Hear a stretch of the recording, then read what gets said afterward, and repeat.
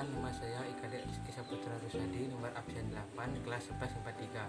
Di sini saya akan membawakan materi tentang penjajahan bangsa Belanda dan bangsa Inggris. Yang pertama, bangsa Inggris.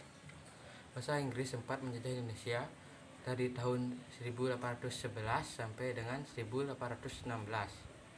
60 kapal Inggris muncul di Pelabuhan Batavia, di pusat kekuasaan Belanda.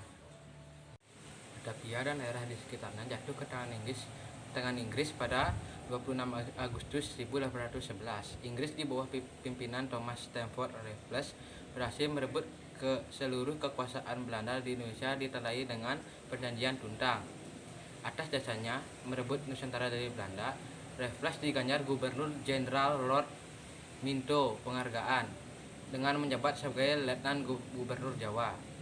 Kebijakan di bidang pemerintah, Raffles menegosiasikan perdamaian dan beberapa operasi militer kepada sejumlah penguasa lokal yang dianggap menentang kerajaan Inggris. Salah satu operasi militer terjadi pada tanggal 21 Juni 1812 ketika Raffles memerintahkan serangan ke Yogyakarta.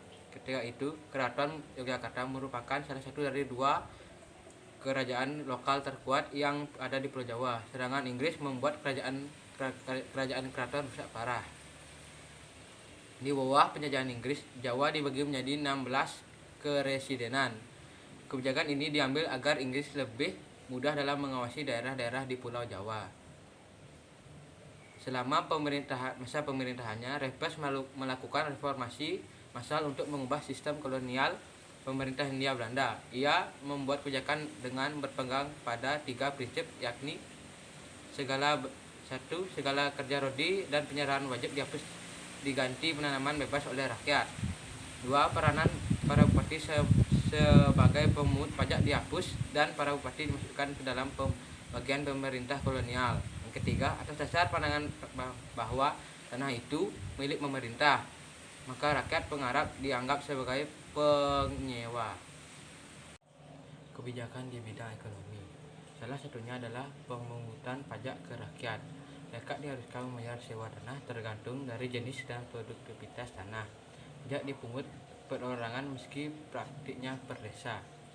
Pada 1815, Raffles ditarik dan digantikan oleh John Vendale. Keputusan tersebut dilakukan karena Inggris bersiap menyerahkan kembali Jawa ke Belanda. Penyerahan ini sesuai dengan perjanjian Anglo-Dutch yang terjadi pada 1814 menjelang berakhirnya Perang Napoleon di Eropa. Selanjutnya, penjajahan bangsa Belanda tahun 1830. Kultur stelsel atau sistem tanam paksa mulai diterapkan. Dalam sistem ini, para rakyat pribumi dipaksa menanam hasil-hasil perkebunan yang menjadi permintaan pasar dunia, seperti teh, kopi, dan lain-lain.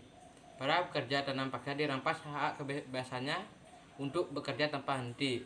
Kemajuan perdagangan Belanda diperoleh dari keuntungan penjualan hasil perkebunan tanam paksa. Golongan liberal kemudian berupaya mengadakan perubahan antara lain dengan mengeluarkan peraturan anggaran dalam undang-undang di mana pemerintah tidak berhak ikut campur tangan. Tanam paksa kemudian diganti dengan sistem kerja bebas. Van Deventer, seorang tokoh liberal Belanda, mengatakan bahwa Indonesia telah berjasa membantu keuangan Belanda. Oleh sebab itu, sudah sewajarnya jika kebaikan orang Indonesia itu dibayar kembali. Menurut Van Deventer, utang budi itu harus dibayar dengan peningkatkan kesejahteraan melalui trias politika, yaitu atau politik etis. Yang pertama, irigasi atau pengairan. Yang kedua, edukasi atau pendidikan. Yang ketiga, migrasi, perpindahan penduduk.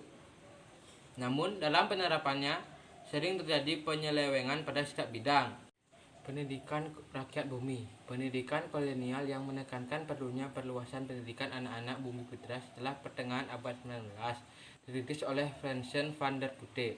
Dikatakannya bahwa pengajaran yang sudah berjalan hanya untuk memenuhi kebutuhan aparatur kolonial, tetapi ada yang terpenting adalah melalui pengajaran yang akan memajukan penduduk bumi putra. Dengan adanya pendidikan untuk bumi putra, maka muncullah elit-elit baru pendidikan yang semestinya menduduki jabatan dalam birokrasi kolonial. Tetapi tempat mereka telah diambil oleh orang-orang Belanda. Mereka kemudian membuka usaha baru yang bersifat swasta karena mereka merasa dengan bekerja kepada pemerintah kolonial berarti mereka mengabdi kepada penjajah. Dengan usaha baru tersebut, masyarakat pribumi dapat menegakkan prinsip berdiri di atas kaki sendiri. Karena Belanda dikuasai oleh Nazi Jerman, maka pada tahun 1942 Belanda menyerah dan kembali dari Nusantara karena kalah oleh pasukan Jepang. Sekian dan terima kasih. Om Santi Santi Santi.